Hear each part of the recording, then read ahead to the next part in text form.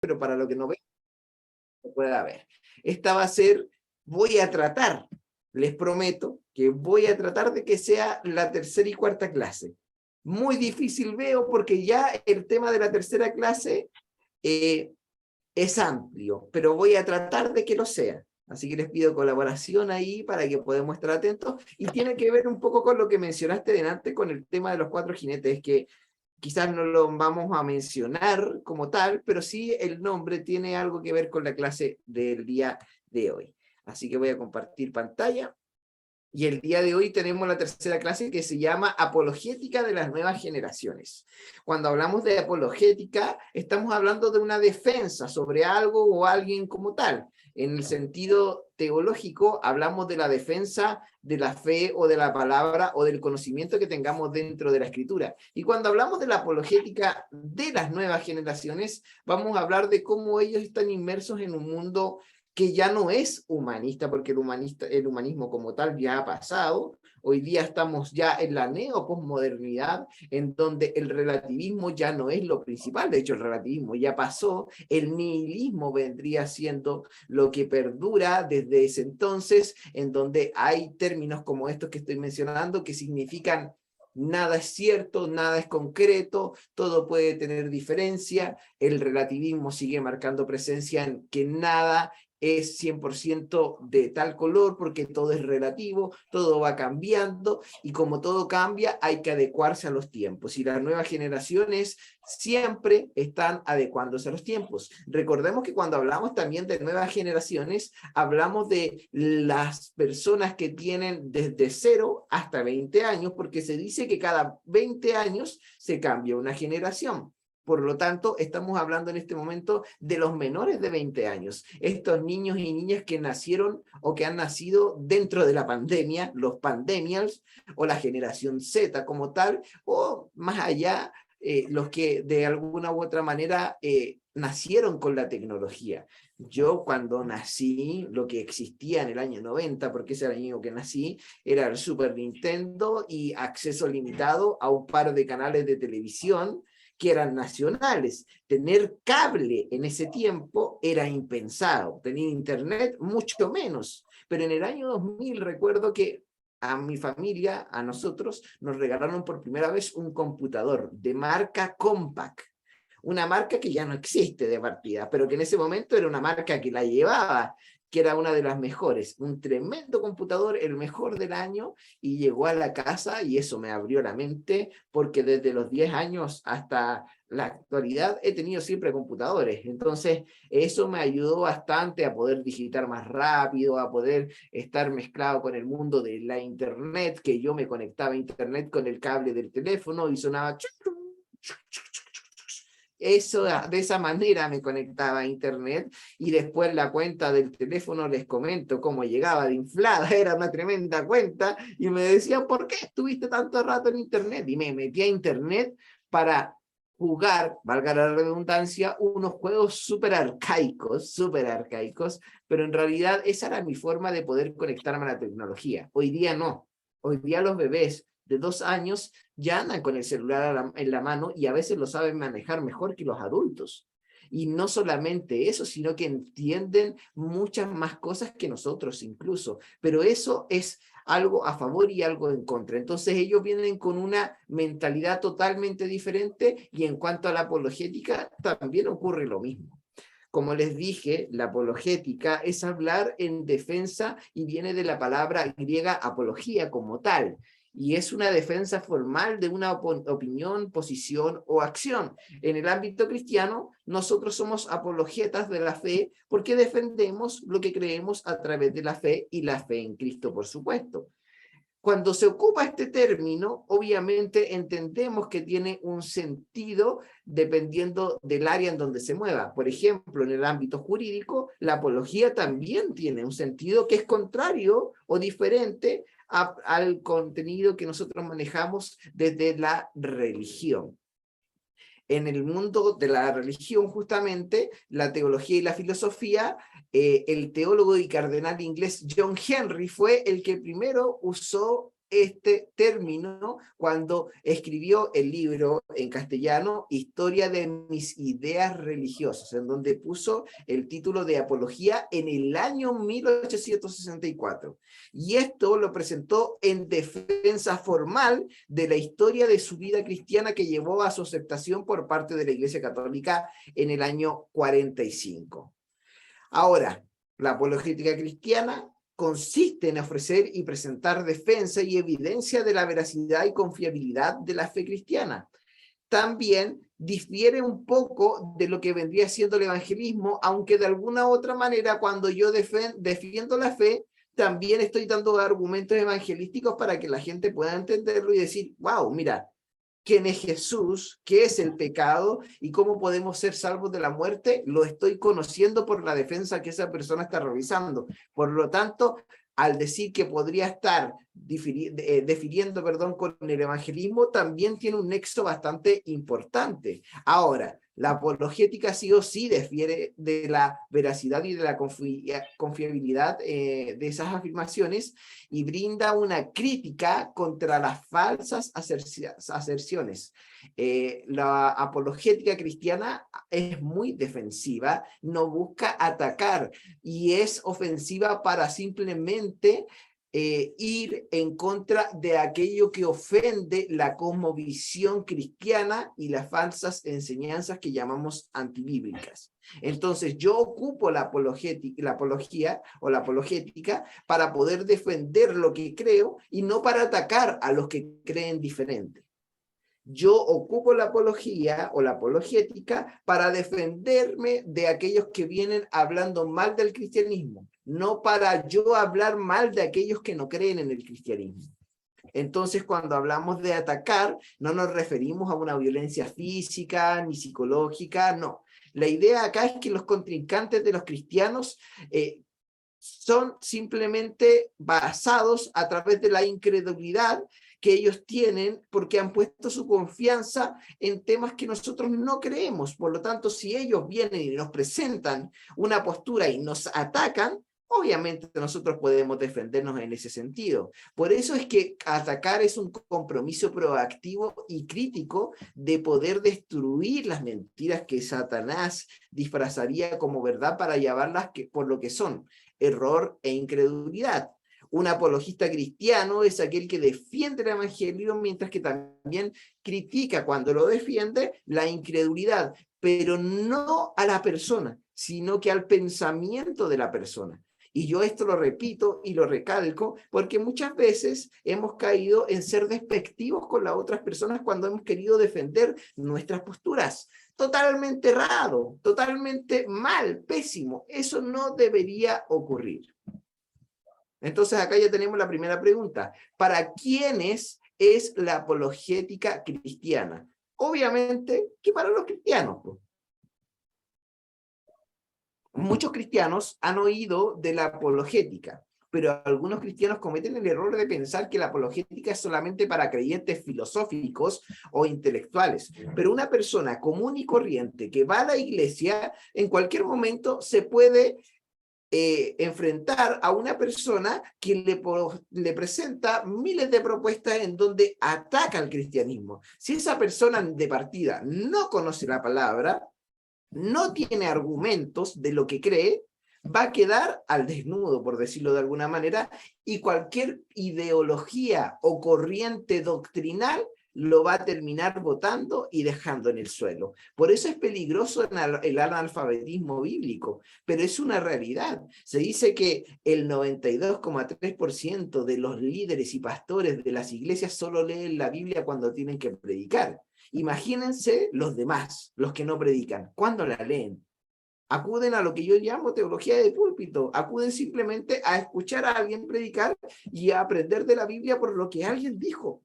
Y eso es tremendamente peligroso, porque yo por más que me pueda atraer o gustar el estilo o lo que habla una persona, no puedo no leer la palabra porque no estoy obteniendo el conocimiento divino desde la fuente, sino que me están dando del vaso del agua de una persona para beber el agua de la fuente. Y yo podría ir directo a la fuente a tomar agua, pero me estoy equivocando porque no leo la palabra y solo me me remito en escuchar a un predicador o predicadora.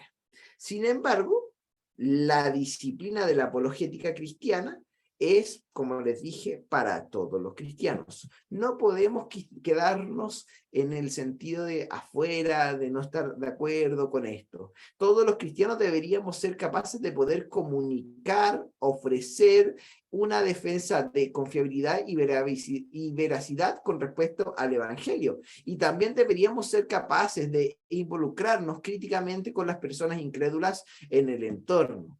Déjenme darles algunas razones por las cuales la apologética cristiana es para ustedes, es para mí y es para todos los cristianos. Los cristianos deberíamos ser capaces de poder explicar por qué ellos tienen fe en Jesús. Deberíamos ser capaces. Y Primera de Pedro 3:15 nos da la siguiente declaración: sino santificad a Dios el Señor en vuestros corazones y estar siempre preparados para presentar defensa, apología, con mansedumbre. Mansedumbre es espíritu de ternura, de humildad y reverencia ante todo el que nos demande alguna razón de la esperanza que hay en vosotros. O sea, el apóstol Pedro ya nos estaba enseñando que teníamos que presentar defensa, pero con humildad, con ternura, con amor, porque ¿de qué sirve que yo me reúna con ustedes, les diga la verdad en un momento inadecuado y con una actitud inadecuada? No sirve de nada, porque ustedes probablemente no me van a tomar lo que yo dije, sino que van a tomar la actitud.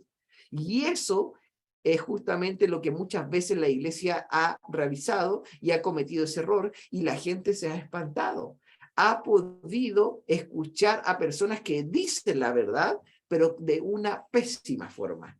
Y esa actitud ha terminado dañando y matando corazones. Esta esperanza que habla acá el apóstol Pedro es la esperanza de una vida eterna con Dios y la esperanza también de la resurrección en Cristo Jesús. Pablo en 1 Corintios 15 dice que, y si Cristo no resucitó, nuestra fe es vana, no tiene sentido.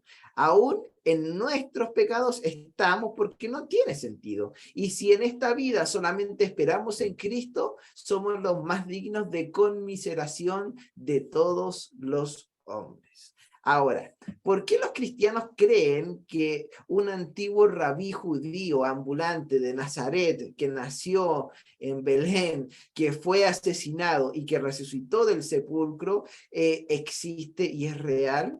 La respuesta puede ser parte también del evangelismo, pero también es directamente parte de una apologética cristiana. Nosotros como cristianos deberíamos ser capaces de criticar las cosmovisiones que son antibíblicas.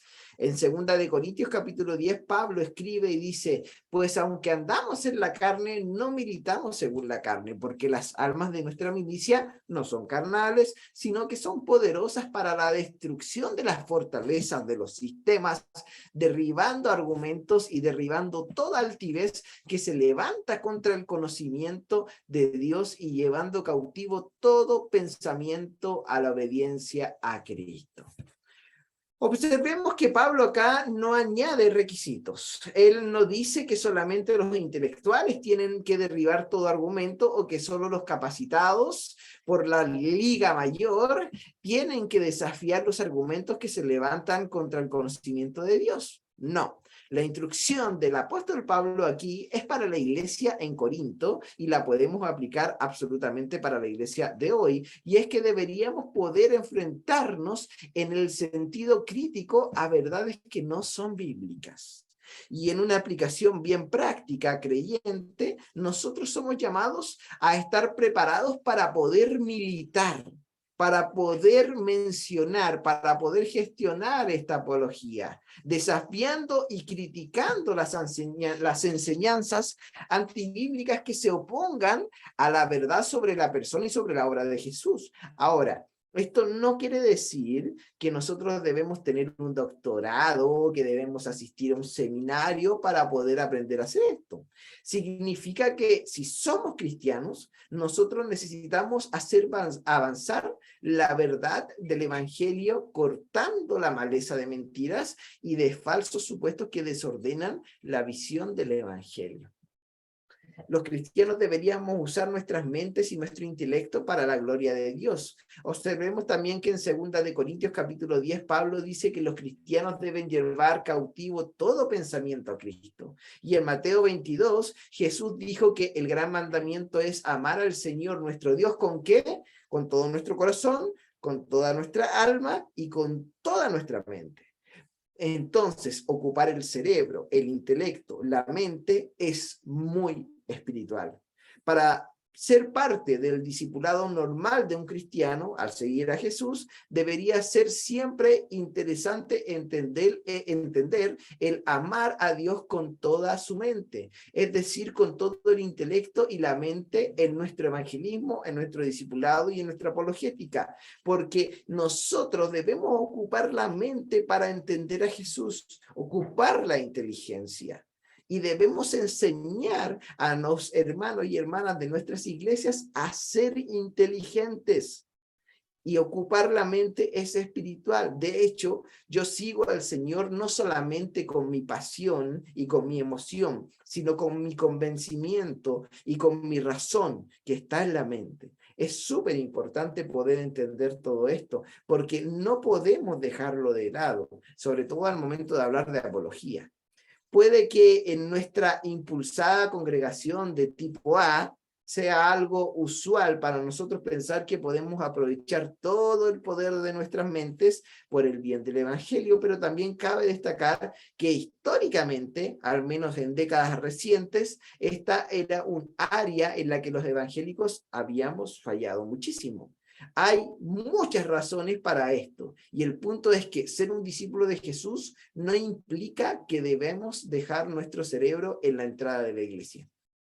De hecho, nosotros no deberíamos simplemente recibir las palabras que nos dan en las reuniones, sino que deberíamos analizarlas y cuestionarlas. ¿Por qué? Porque muchas de ellas no tienen sentido ni contenido bíblico.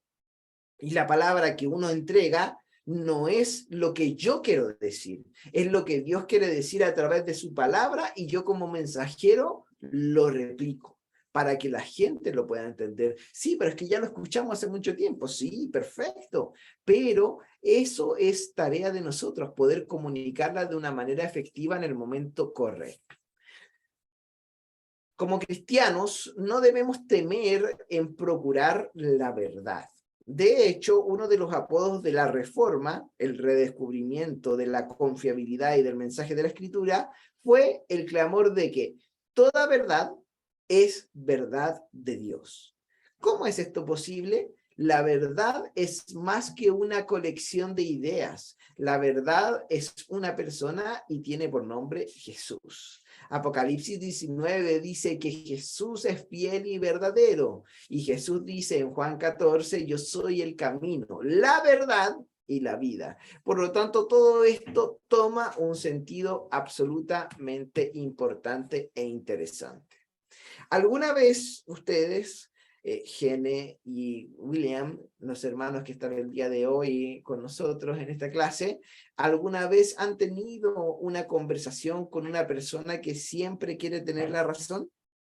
¿Alguna vez han conversado? Sí, a lo mejor es con el espejo y hablamos con nosotros mismos que siempre queremos tener la razón. Sí, eso es muy común y esta situación puede ser sumamente frustrante, donde parece que solo hay dos opciones: vencer por la fuerza o rendirse.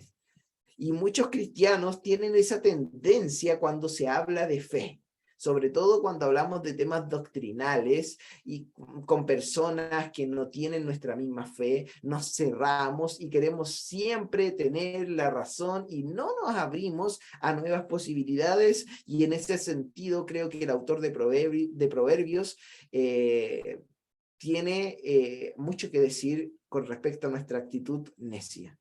Y es muy importante verlo. Ahora, Es decir, si eso pasa entre dos personas que supuestamente conocen la verdad, ¿qué esperamos entonces en una conversación entre alguien que dice conocer la verdad y otro que no? Es terrible, aunque técnicamente esperaría más de quien está bien, pero no siempre es así. A veces la gente que no comparte nuestra fe tiene más tolerancia que nosotros mismos. Por ejemplo, un tema que la iglesia, perdón, sigue siendo tabú y todavía no se ha podido profundizar con argumentos de verdad bíblico en la gran mayoría de las iglesias, como es la homosexualidad. La homosexualidad sigue siendo un tema tabú en la iglesia porque la gran mayoría de las iglesias dicen que es un pecado. La pregunta es por qué es un pecado y comienzan a citar. No se puede echar hombre con hombre, no puede tener acciones o actitudes amaneradas. Ok, pero ¿cuántas veces la Biblia menciona textos aludidos a la homosexualidad? Ahora que estamos hablando en un instituto teológico, en un instituto bíblico, y obviamente lo mencionamos entre nosotros. ¿Saben cuántas veces? No más de 7 veces. No más de 7 veces la Biblia habla sobre este tema. ¿Cuál es el tema que la Biblia más menciona? La injusticia social. Más de 300 veces se menciona desde el Génesis hasta el Apocalipsis. Yo me pregunto, Dios, sabiéndolo todo, sabiendo lo que se venía en el futuro, sabiendo lo que iba a pasar, ¿por qué no fue más claro ni más preciso con los textos de estos temas en la Biblia? ¿Por qué no los amplió? ¿Será que a lo mejor para Dios no es tan importante como para la iglesia lo ha sido? ¿Y por qué esto ha sido tan importante para la iglesia? Porque está atacando un tema moral y la iglesia se gloria de los temas morales porque creen que son sus temas, pero en realidad un homosexual o un grupo de homosexuales que tienen esta tendencia o este estilo de vida o que son hombres que les gustan los hombres o mujeres que les gustan las mujeres y bueno, y un sinfín de cosas más, si no nos hacen daño, si no hablan con nadie de nosotros, ¿por qué nosotros creemos que son nuestros enemigos? ¿Por qué nos tenemos que levantar para poderlos atacar? ¿Dónde está ese argumento bíblico para poder hacerlo? ¿Sabían ustedes, simplemente para mencionar, que en la Biblia cada vez que se habla de la homosexualidad, se habla de la actitud homosexual, pero no de la condición homosexual? Por lo tanto, lo que podríamos interpretar es que Dios condena la actitud, pero no la esencia.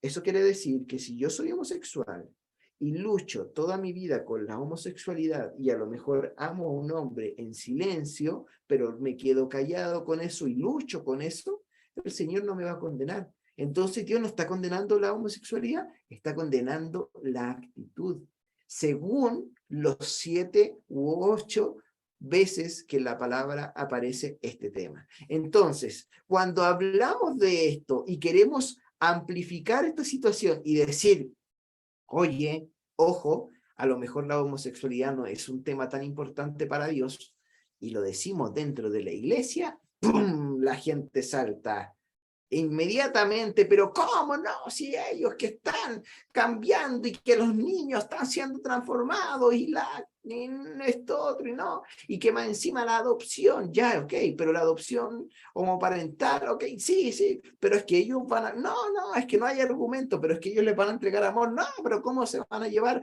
a un niño 2 hombres? Eso es perversión. Pero hablemoslo de manera tranquila primero y hablemoslo con argumentos. Y ahí es donde la gente no muestra tolerancia. Yo simplemente mencioné este tema para mencionar uno, pero existen muchos temas más. Podríamos hablar del aborto, podríamos hablar del nepotismo que existe dentro de las iglesias, que parece que el ministerio se hereda, cosa que no es así. Podríamos hablar del diezmo, de las ofrendas, que es otro tema que también muy fuertemente se cuestiona dentro de las iglesias. En fin, podríamos hablar de muchas situaciones. Entonces, hay que tener calma, hay que tener cuidado, hay que confiar en el Señor, pero obviamente hay que tratar de generar diálogos. Y la iglesia no dialoga, la iglesia alza la voz para criticar, para juzgar, pero no la alza para dialogar. La iglesia no dialoga y la iglesia no practica la tolerancia. Y esa es una realidad. Es cosa de ver también con lo que está ocurriendo ahora, con lo que se viene del plebiscito, apruebo o rechazo. La gran mayoría, no decir la gran mayoría, sino que un número importante de la iglesia cree que se debe rechazar por temas morales, más que por otros temas de nivel país. Pero hay otro grupo cristiano que cree que se debe aprobar. Y ahí se genera la división. Y la gente comienza, en las redes sociales, es cosa de que ustedes lo vean, comienzan a disparar y comienzan a hablar mal de lo otro. Es que tú no tienes a Cristo, es que se nota que tú no lo conoces, no lees la Biblia, es que... Y comienzan a insultarse en vez de generar un diálogo, en vez de generar una conversación sobre el tema y tratar de llegar a conclusiones claras. ¿Por qué algunos creen que hay que aprobar y por qué algunos creen que hay que rechazar? En fin, la iglesia tiene mucho y nosotros como iglesia tenemos mucho que aprender en ese aspecto. Hay 3 actitudes que juegan en contra a la hora de hacer apologética. La primera actitud que juega en contra es la superioridad. Y eso muchas veces pasa dentro de la iglesia. No, pero ¿para qué? Yo sé más que tú, no tengo ganas de hablar contigo, si, aunque te explique no vayas a entender. Yo tengo otro nivel, o sea, mira, liderazgo y acá recién la comunidad, acá abajo, pastorado, acá arriba, no, tú acá abajo. Superioridad estúpida, y perdón que ocupe esa palabra, porque dentro de la iglesia no existe la superioridad. Somos todos hijos e hijas de Dios con distintos roles y responsabilidades, pero somos todos iguales en ese sentido. La superioridad fue creada por el mismo humano. De hecho, es cosa de ver la Iglesia Católica. La superioridad existe porque existe el Papa, existen los sacerdotes, los sumos sacerdotes, y en fin de cosas más. Y uno dice, pero ¿dónde aparece eso en la Biblia? Y entonces todo eso hay que erradicarlo, sacarlo pero de verdad con mucha pasión y fervor. Otro tema importante es el combate. Nos juega en contra creer que cada vez que dialoguemos vamos a estar peleando con la otra persona, combatiendo. Eso es falso. No, tenemos que dialogar con altura de miras y respetar si otra persona piensa diferente. Eso debe darnos a nosotros entendimiento. Las nuevas generaciones muchas veces tampoco practican esto porque somos muy apasionados y eso tenemos que cambiarlo. Y otra actitud que nos juega en contra es creer que tenemos la fórmula. Ah, ya, mira, tú dices esto, pero lo dices por esto y por esto otro, pero estás absolutamente equivocado porque esta es la fórmula correcta. Error, error. Ninguna de estas actitudes nos va a ayudar a poder hacer apologética saludable dentro del marco de las nuevas generaciones. Si el cristiano no sabe sobre lo que cree, jamás sabrá cómo defender lo que cree. Y vivimos muchas veces con la máscara de saber todo, de creer o demostrar, mejor dicho, que sabemos todo y que creemos manejar todo, cuando en realidad hay muchos temas que no los sabemos y hemos quedado absolutamente obsoletos en ese sentido. Y las nuevas generaciones muchas veces no tienen temor de decir, ¿sabes qué? Yo no sé de eso. Prefiero no hablarlo porque no sé. Pero las generaciones más adultas tienen mucho miedo de decir, no lo sé. Y muchas veces vivimos con caretas. Así como Moisés, cuando subió al monte y se encontró con el Señor y bajó y su rostro resplandecía tan fuerte que se tuvo que poner un velo para que no molestara a las demás personas. Pero después, cuando el rostro dejó de resplandecer, Moisés siguió con el velo para aparentar que todavía su rostro resplandecía de parte de Dios. Muchas veces vivimos con esas caretas y con esos velos dentro de la iglesia, mostrando o dando a conocer una cristiandad, un estilo de vida, una posición, cuando en realidad por dentro estamos hechos pedazos. Y nos falta muchísimo. Y eso es lamentable. Y da mucha pena pensar que la iglesia se ha transformado en una iglesia de apariencias. Por ejemplo, y aquí viene lo que les iba a mencionar con respecto a lo que había dicho Gene. Acá hay 4 hombres. Uno se llama Richard Dawkins, otro se llama Sam Harris, otro se llama Christopher Hitchner y el otro se llama Daniel Dennett. Estos hombres se les ha denominado como los 4 jinetes. La fe en Jesucristo y los valores para la vida del ser humano, que de ella se desprenden, están siendo cuestionados desde hace mucho tiempo y atacados, sobre todo hoy en día más que nunca. Y no solamente por parte de ciertos fanatismos religiosos, como el procedente de algunos grupos extremistas islámicos, por ejemplo, budistas, sino también por otro tipo de fanatismo antirreligioso, el de unos intelectuales angloamericanos que se hacen llamar los 4 jinetes.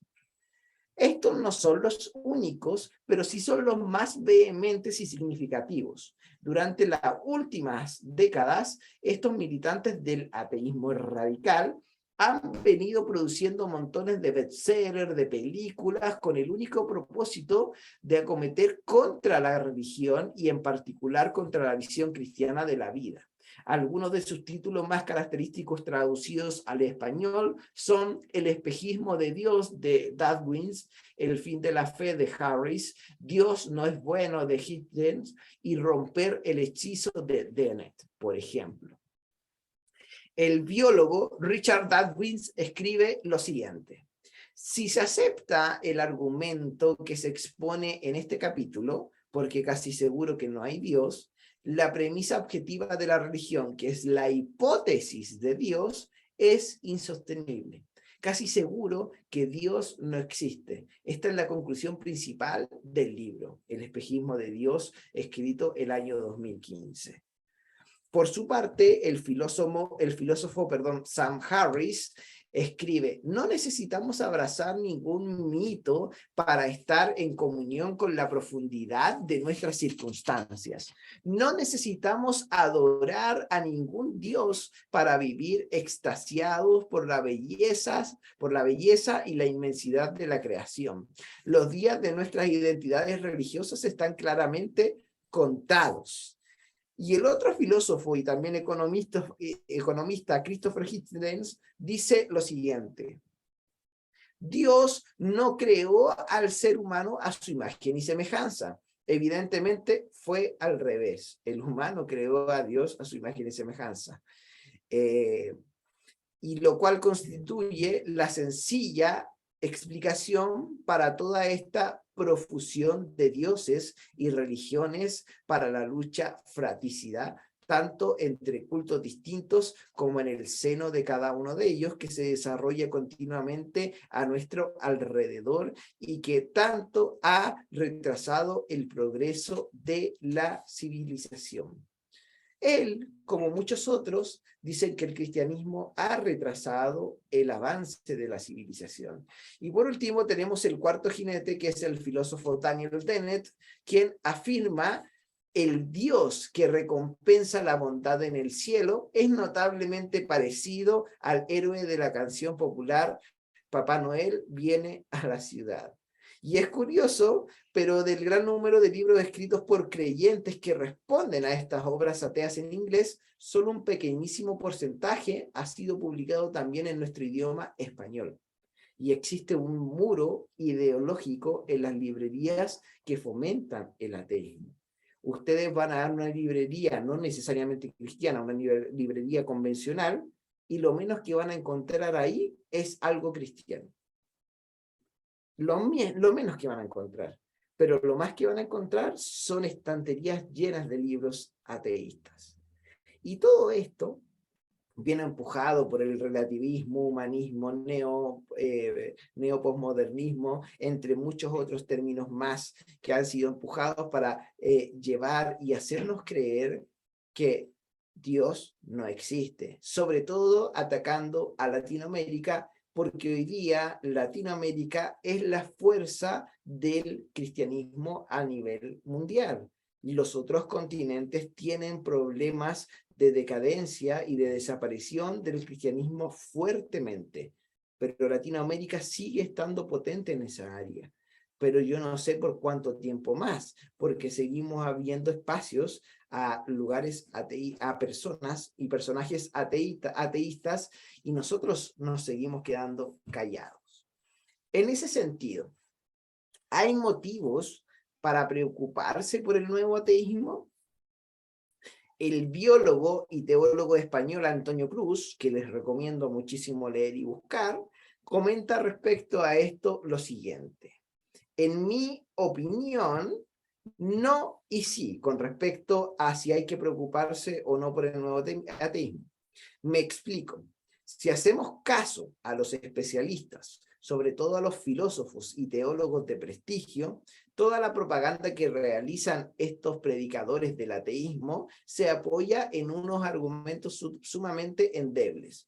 La calidad de sus razonamientos cuando hablan de Dios es bastante elemental. Desde semejante perspectiva, no habría por qué preocuparse, ya que las razones que ofrecen hace ya bastante tiempo que fueron bien explicadas y replicadas y superadas por el pensamiento filosófico teológico.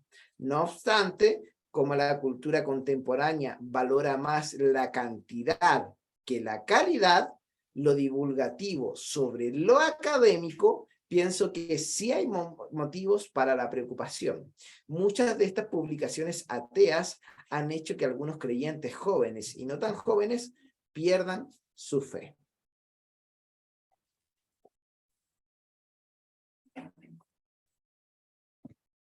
Ahora, premisas fundamentales del nuevo ateísmo que debemos conocer. Ellos dicen en sus libros, no existe Dios, ni alma ni vida después de la muerte. La naturaleza se ha hecho a sí misma, no tiene un creador superior. El universo carece de finalidad, propósito o sentido. La ciencia puede explicar todo lo que existe por medio de la selección natural del darwinismo, cosa que ya ha sido revocada, de hecho. La fe en Dios es la causa de los principales males del mundo. Las personas se comportan mejor sin fe que con ella. Por todo esto, se propone que los gobiernos deberían acabar cuanto antes con cualquier religión y prohibirlas todas.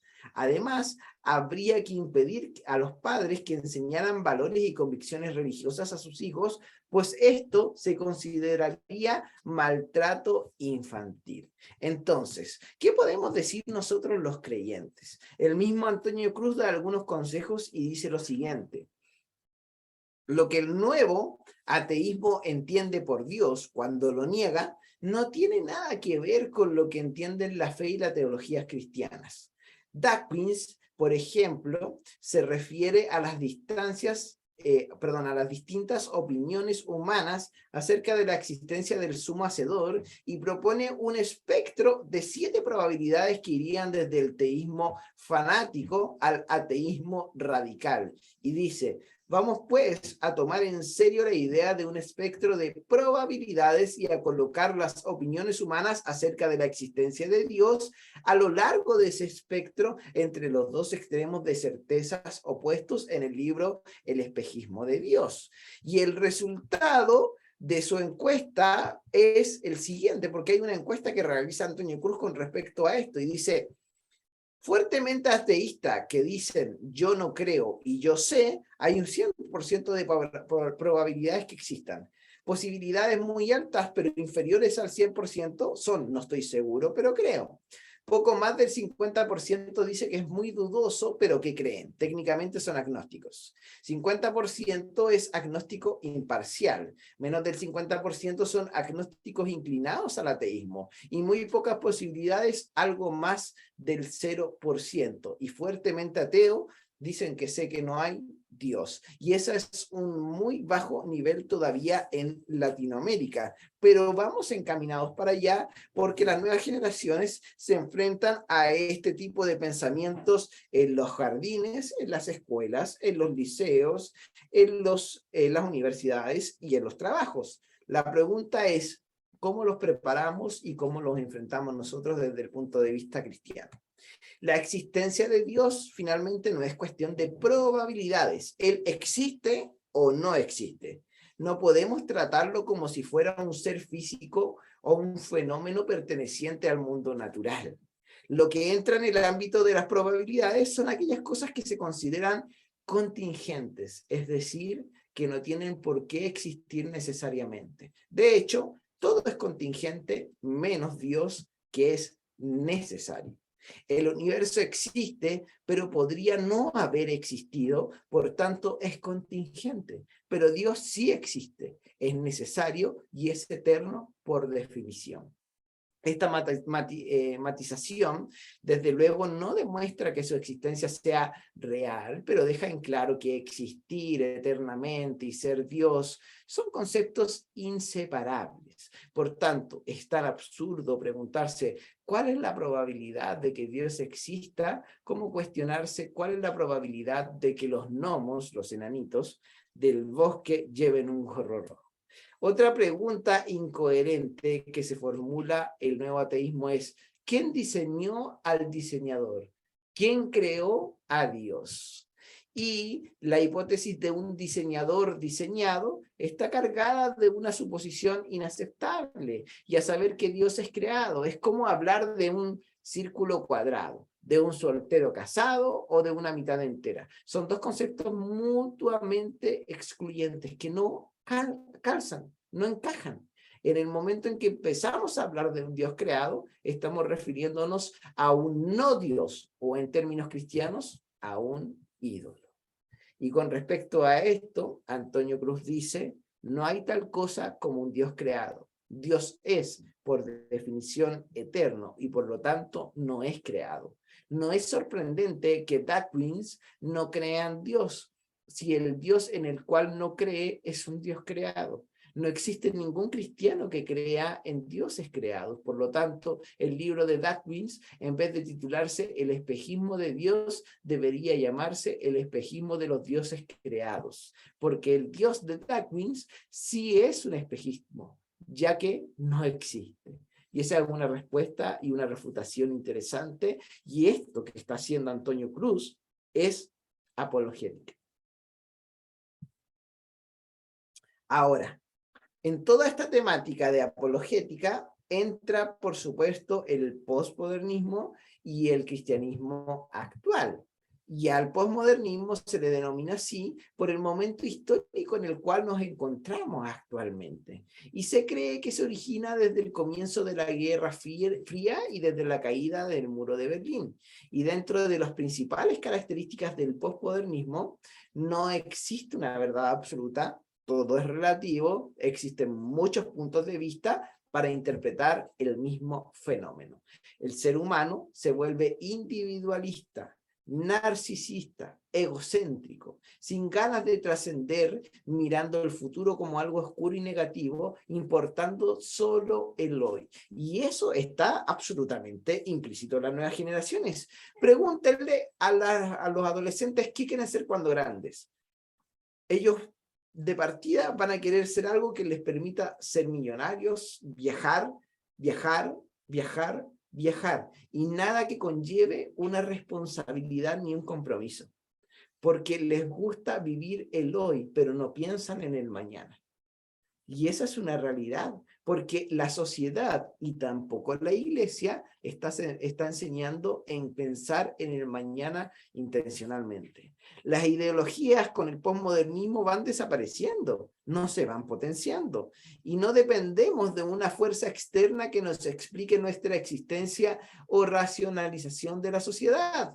La teología, lo histórico y lo tradicional queda atrás, y se comienza a perder el interés en nuestras raíces, en quiénes somos, cómo nos hemos formado, cómo hemos llegado a tener lo que tenemos, pasando a ser importante solo el presente y el ahora. Y esa es la realidad del posmodernismo, y ese es el pensamiento de las nuevas generaciones. ¿Cómo nos enfrentamos a eso nosotros como iglesia? ¿Cómo nos enfrentamos a esto si lo único que podemos hacer es tratar de juntarnos 2 veces por semana y los tenemos 1 hora y media ahí escuchándonos. Y dentro de esa hora y media o 2 horas, desperdiciamos media hora en canciones, y no digo que esté mal cantar, pero no generamos un diálogo ni relaciones en ese término. Desperdiciamos media hora en avisos que muchas veces para ellos no les interesa y no les llama la atención, y desperdiciamos a veces más de 1 hora repitiendo lo mismo y lo mismo dentro de las predicaciones. El mercado posmoderno necesita una iglesia que discierna la diferencia entre lo que es absoluto y lo que debe cambiar, y lo que es relativo y debe seguir cambiando. Necesita cristianos que conozcamos el idioma, los símbolos y también los significados de nuestros interlocutores, de nuestros receptores, a la hora de poder presentar el evangelio eterno, que no cambia con el tiempo, pero cambia al ser humano de adentro hacia afuera y en términos que exceden a las definiciones del tiempo. Y es que no podemos seguir hablando como Reina Valera 1960, porque las nuevas generaciones no nos van a entender. De hecho, hoy día las nuevas generaciones que están dentro de la iglesia, hay muchas cosas que no entienden y difícilmente lo lograrán entender hasta que sean muy adultos, ni siquiera cuando sean jóvenes. Y esa es responsabilidad de los líderes y pastores de la iglesia. Nosotros necesitamos definir mejor en qué era nos encontramos, y no para entrar en discusiones filosóficas, sino para discernir mejor las necesidades interiores de quienes nos rodean y su percepción de lo que nosotros les comunicamos. La ciencia y la fe finalmente son amigas. Ellas hablan con el respeto de quienes se admiran y se resisten a aquellas personas que quieren ser amiga de una, pero enemiga de la otra. Y eso es muy interesante. ¿Sabían ustedes que para defender la fe cristiana no es suficiente presentar buenas evidencias? Parece una contradicción. Y efectivamente, aunque muchos de nosotros nos esforzamos por conseguir todas las mejores fuentes escritas, escuchar los mejores apologistas, y ensayar las mejores maneras de poder responder las preguntas, la escritura presenta una manera muy diferente de enfrentar a quienes debaten sobre cuestiones de fe. De hecho, aunque no niega los beneficios de una buena argumentación a partir de una investigación diligente y una reflexión cuidadosa, la Biblia parece apuntar hacia el fundamento superior de actitud y un corazón adecuado. Y eso es lo que nosotros deberíamos realizar. Y cuando son las 20:12, logré terminar el contenido de la tercera clase. ¿Qué piensan de lo que acabamos de hablar? De la apologética, de la defensa de la fe, de los 4 jinetes, del posmodernismo, del relativismo y de todas estas realidades que están dentro de la sociedad y que la iglesia de alguna u otra manera a veces trata de esconderla, a veces trata de ignorarla, pero hay veces que ya no lo pueden hacer y se deben enfrentar? ¿Qué piensan? Bueno, yo creo que uno de los errores que nosotros cometemos es querer defender, ¿cierto?, nuestras creencias, bueno, hacer hermenéutica, pero desde el punto de vista no bíblico, ¿cierto? De que no sé, a través de la liturgia, a través Claro. de eso es como que creemos que con eso vamos a convencer a los jóvenes, cuando en realidad las nuevas generaciones lo que menos quieren es liturgia, lo que menos quieren es todo este show casi cierto que armamos por cada culto. Prefieren 1000 veces las cosas más sencillas y es súper heavy, o sea, de hecho si uno mira redes sociales, ve cómo ellos conviven, realmente lo que ellos quieren de repente es tener un picnic, de repente estar viendo el atardecer y no sé qué, son como muy románticos también con algunas Sí. cosas, entonces no, para ellos no es suficiente intentar convencerlo o intentar apoyarnos a través de las cosas que hemos hecho durante tanto tiempo. Y no solo porque, que justo era un tema que tocábamos estos días, que porque antes podríamos romantizar así como, es que tú tienes que seguir a Cristo aunque te cueste, aunque no duermas en toda la noche por estar sirviendo, aunque, cierto, sea muy difícil para ti, no sé qué, y aunque te golpeen, te traten mal, sí, y todas esas cosas, pero en realidad, y incluso podemos cuestionar hasta la salud mental de los servidores que tenemos dentro de la iglesia. Y sí, tal vez en esos tiempos, ¿cierto? Hace 30, 40 años, era súper normal. Era súper normal que te trataran mal en la iglesia, que te trataran mal en el colegio, que el Así profesor es, te tirara las patillas, que así es. todo. Pero ahora el desafío es que también la sociedad cambió. Y en ese sentido también tenemos cómo las empresas hoy día hacen competencias para ver cuál es la empresa más saludable para trabajar, cuál Claro. gana, cuál tiene trabajadores más felices, cuál en los colegios, ¿cierto? Se acortan algunas jornadas laborales, o sea, jornadas de estudio. Tenemos nuevas formas de enseñanza, o sea, desde el jardín, desde la escuela, ¿cierto? Están enseñándoles desde otras formas, o sea, incluso nosotros lo comentábamos porque, por ejemplo, ahora nos pasa que hay muchas mamás que aquí en la iglesia traen a sus niños y cuál era lo típico de que, le damos bebida y galleta como para, para todos los niños. Y ahora, no se puede tener, hemos tenido el punto de que algunas mamás dicen, no, porque yo solo le doy comida saludable a mi hijo, yo solo le doy agua, yo solo le doy esto. Entonces, cosas desde ahí en adelante te das cuenta de Imagínate. que cambió su formación, de que las mamás, bueno, y papás ya no forman a los niños de la misma manera en que en que lo hacíamos antiguamente. Incluso nos ha pasado que dice, es que yo no puedo venir a los cultos de la semana porque tengo que acostar a mi hijo temprano porque el otro día va al colegio. Y antes como que no, uno no dice, ¿qué? No importa. Entonces, queremos seguir manteniendo la misma forma. Al final, el, la esencia es la misma y es lo que hemos aprendido durante muchos años, pero la forma en cómo nosotros nos acercamos a ellos, a las nuevas generaciones, tiene que ser muy diferente porque la sociedad también es muy diferente. Y también el acento se pone en cosas diferentes, o sea, ya tal vez la esclavitud ya no es tema, como podría haberlo sido hace cientos de años atrás. Ahora tenemos que también acercarnos con temas de ahora, o sea, ¿qué opinamos del feminismo? ¿Qué opinamos de la homosexualidad? O sea, una de las grandes bases del feminismo es que, o en contra, ¿cierto? Es que la iglesia reprime a las mujeres. Claro. Y como para muchos es como, no, eso está no tiene nada que ver con nosotros como cristianos, y otros están muy, cierto, a favor del feminismo y la iglesia. Entonces, cómo nos acercamos también es fundamental entender el contexto con el cual estamos viviendo ahora. Ahora, porque yo no, tal vez si yo se lo presento a alguien y intento defender mi fe a través de una exposición de 3 horas, no lo voy a lograr. Pero quizá en una de esas con un TikTok los convenzo de 30 segundos. Y es por eso que también tenemos que entender como la realidad de hoy en día, pues, o sea, las cosas cambian y las formas también van cambiando. Y no podemos pretender que manteniendo las mismas formas vamos a alcanzar a generaciones que vienen viviendo de manera diferente. Absolutamente. Imposible. Imposible que yo trabaje como se trabajaba hace 20 años para alcanzar la generación actual. Imposible, porque no lo voy a lograr. ¿Y por qué seguimos haciendo iglesia de la misma forma entonces?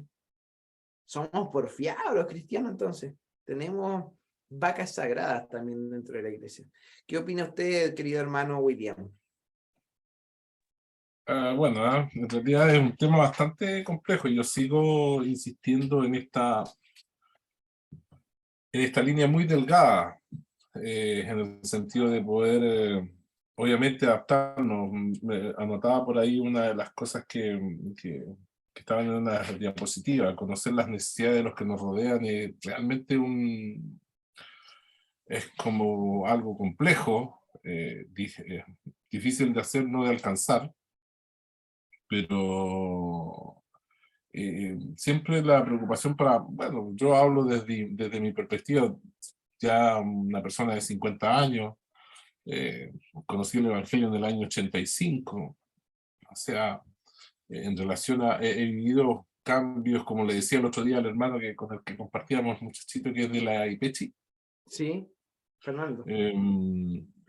y le decía yo, es complejo porque uno también fue joven y en ese tiempo también tenía aspiraciones como normalmente se le puede, los más adultos le pueden llamar revolucionarias, que de querer cambiar, de querer hacer cosas nuevas, y a través de estos, no sé, ya 30 años de evangelio, o de vivir el evangelio, uno ha visto y he visto cómo obviamente las cosas necesariamente van cambiando. Los tiempos obligan a que las cosas vayan cambiando. Y lo complejo es mantener esa línea en donde, obviamente, claro, que pueden cambiar, pero que no cambie lo que es la esencia propiamente tal del Evangelio, no salirse de eso, conversar sobre situaciones que hoy son como muy complicadas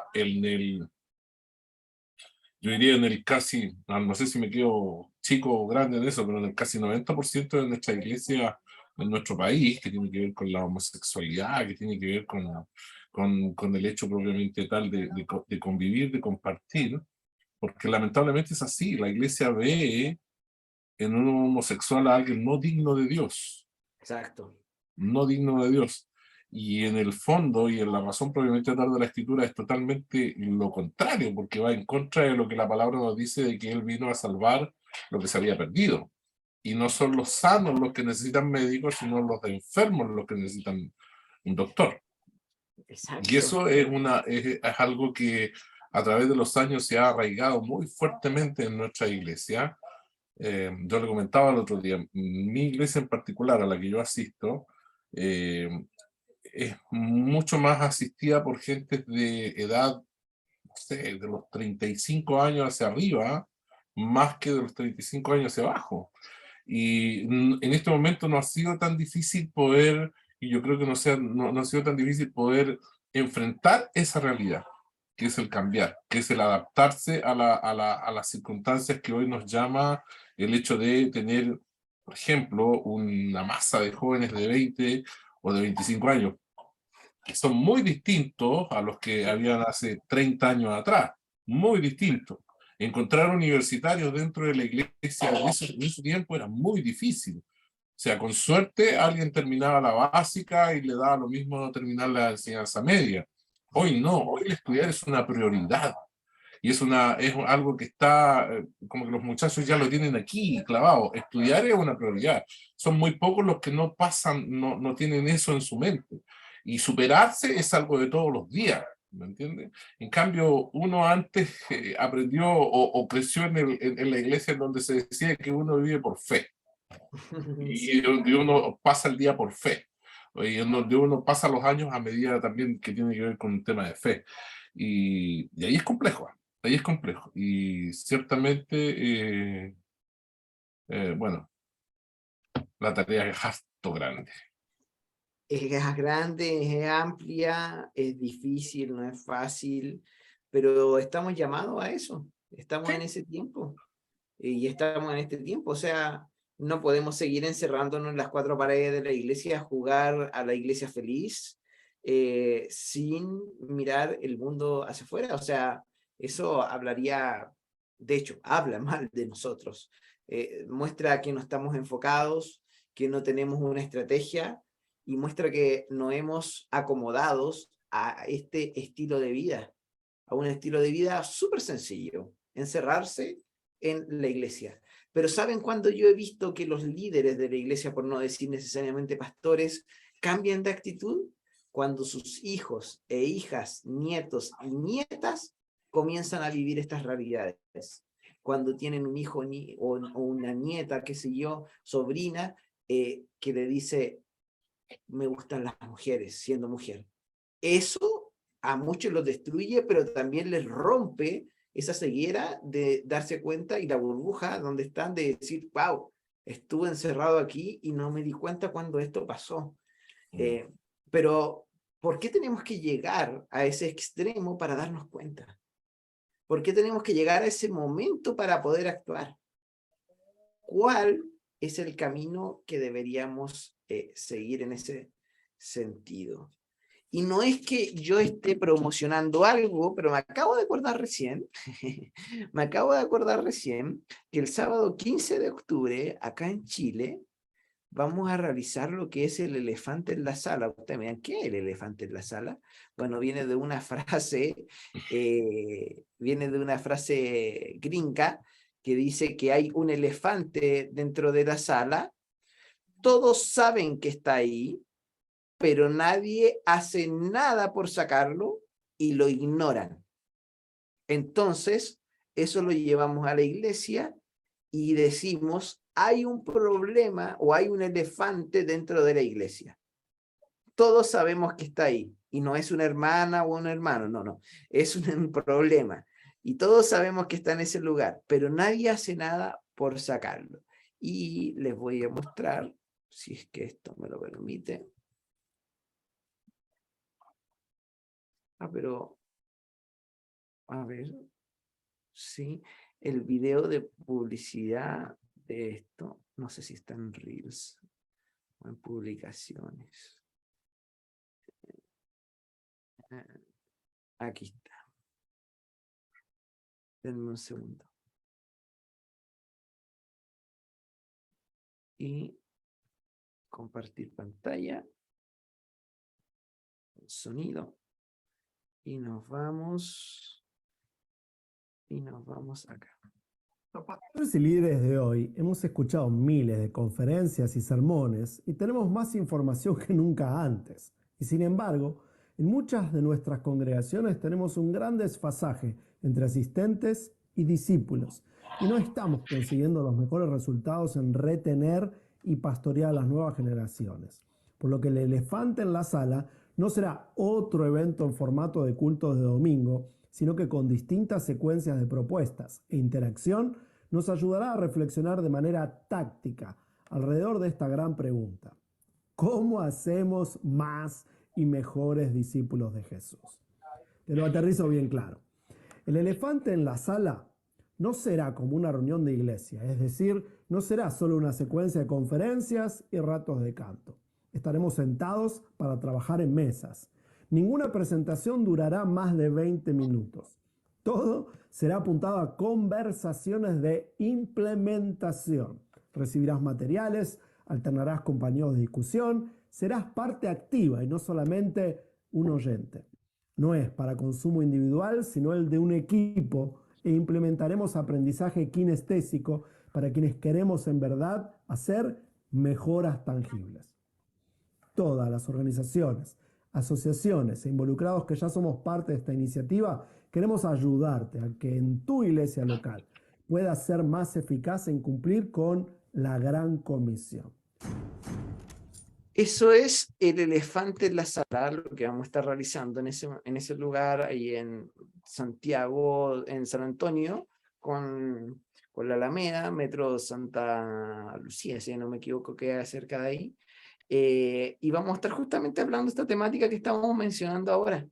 Y me parece muy interesante. No es obligación que vayan, simplemente se los dejo como dato para que sepan que hay espacios que estamos realizando para poder cambiar esta realidad dentro de las iglesias. Tengo la oportunidad muchas veces de conversar con pastores, con líderes de distintas denominaciones, con obispos e incluso apóstoles también, en donde ellos me dicen: Daniel, en mi iglesia se están yendo las nuevas generaciones, ¿qué hago? Y yo les digo, una iglesia para ellos también, no solamente una iglesia adultocéntrica, en donde todo gire en torno al adulto, en donde hablemos como adultos y no les demos espacio a ellos. Pero si tienen espacio, todos los sábados se reúnen, son parte de la banda de la iglesia, sí, pero la reunión tiene un formato y un contenido para adultos. Y los jóvenes y adolescentes no son adultos todavía. ¿Por qué queremos hacerlos saltar a ese nivel? Pero, Daniel, ¿cómo lo podemos hacer? Bueno, justamente compartir con otras personas y generar una experiencia colaborativa, que es lo que vamos a realizar en el Elefante en la Sala, es lo que nos va a ayudar a poder entender eso. Se los dejo ahí para que lo puedan pensar y planificar en su momento. La cuarta clase se trata de identidad de género y me parece un tema demasiado interesante para dejar afuera a los demás compañeros. Entonces prefiero que lo abordemos con más profundidad la próxima semana con ellos. Yo les voy a escribir para que estén presentes, espero que ustedes también lo estén, porque quiero que lo podamos abordar y lo podamos ver, y quizás este tema va a ser uno de los más potentes dentro de este curso, porque creo que una de las temáticas que la iglesia ataca, pero no estudia, no analiza.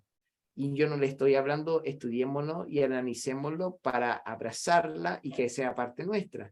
Le estoy diciendo, analicémosla realmente desde pies a cabeza para saber qué es lo que pasa y cuál es la realidad. Así que eso lo dejaremos para la próxima clase, que va a ser la clase 4-5 también, y en donde ya van a comenzar con las exposiciones un poco más adelante, ya estamos cerca para las exposiciones, que serían las 6. La clase 6, las exposiciones, y ahí vendrían ya los temas que ustedes han escogido. Me parece que Me perdí ahí, no sé qué. Ahí me perdí. ¿Por qué? Es que con tanta exposición ya no sé cuál es. Ah, ok, pero bueno, se la vuelvo a mencionar, yo las tengo A anotadas por ver si acá. está por ahí, por favor, porque me perdí. Yo las debo tener anotadas por acá en algún lugar. Pero eso que usted me menciona es absolutamente normal, así que no sé. No No, sé cómo. ya. Dame un segundo.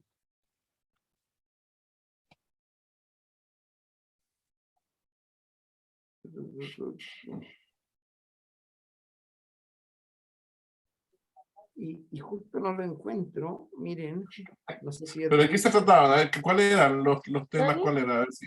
¿Sí? Acá lo tengo, Ya, perfecto. porque espera, el Fernando dijo la exposición 3, cada joven necesita un mentor. ¿Ya? La Connie también puso la 3. ¿Ya? Y yo y el hermano William pusimos el 4. ¿Qué era? Pero no sé si mejor dividirnos uno cada uno. ¿Cuál era? Que es iglesias influyentes. Mm. Entonces ustedes, ya que me están mencionando esto, quiere decir, y ahora lo estoy viendo acá, que ninguno escogió tu ministerio de niños puede crecer, ni tampoco escogieron discipulado para preadolescentes. Claro, pues mejor dejarnos uno a cada uno. Sí, yo propongo eso, que Para, cada para, uno escoja para mí uno. es mucho más complicado el de los niños y adolescentes porque ya como que pasé de esa. Prefiero dedicarme a la iglesia como grupo. Ujú. Tal vez Ok, por Yo eso elegí. me puedo quedar con la 1, con la de ya, Ministerio de Niños puede crecer. Ajá. perfecto. Y voy a hablar con Connie y con Fernando para que puedan escoger uno de los otros, o uno se quede con cada joven necesita un mentor y el otro se vaya a discipulado para preadolescentes. Ujú. Así que para que lo tengan claro, estas son las clases 6, desde la clase 6. Y acá estamos en la clase, esta debería ser la 4, por lo tanto, después la otra semana es video, y después ahí comenzaríamos y vendría tu exposición Gene. Ujú.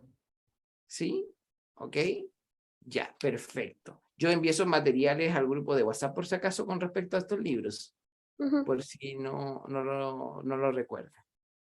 ¿Ok? ¿Algo que decir, hermano William, o que ya quedó claro?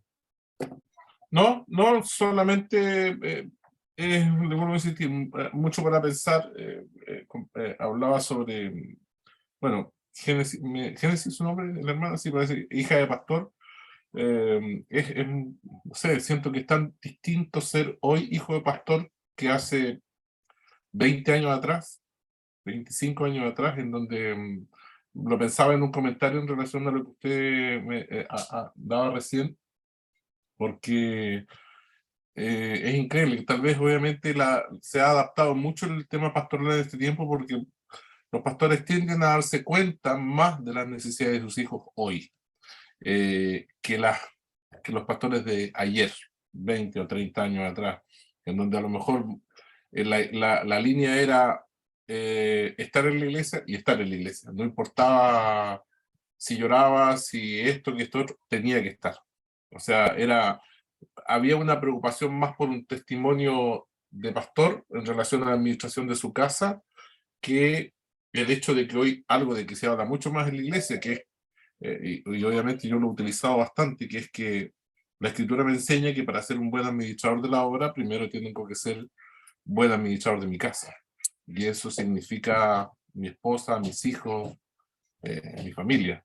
Y antes creo yo que era al revés. Buscaban ser mejores administradores de la iglesia, pero muy pocos administradores de su casa. Así es verdad. Es verdad, estoy de acuerdo. Bueno, de hecho, yo compartí, no soy muy seguidor, de hecho, muy poco, casi nada, de este pastor, se me olvidó el nombre, Marcos Witt. Marcos Witt, yo no lo sigo mucho, pero el otro día publicó en sus redes un tema que me pareció bastante importante y lo compartí. Y decía: pastor líder, tus hijos te necesitan mucho más que tu congregación. Y es la realidad. Entonces, cuando usted menciona esto de que es un cambio, sí, han podido darse cuenta que la congregación es importante y Dios se las entregó, pero lo primero que Dios les entregó fue la familia. Exacto. Y eso no lo pueden dejar de lado. Y eso ninguno de nosotros lo podemos dejar de lado por la iglesia. Así que Dios nos ayude en ese sentido y en ese aspecto. Sí. Muy bien. Que tengan una buena noche. Que el Señor les Igualmente. bendiga. Descansen. Y nos estamos viendo. Bendiciones. Chao, chao. Chao, que estén bien. Chao, chao.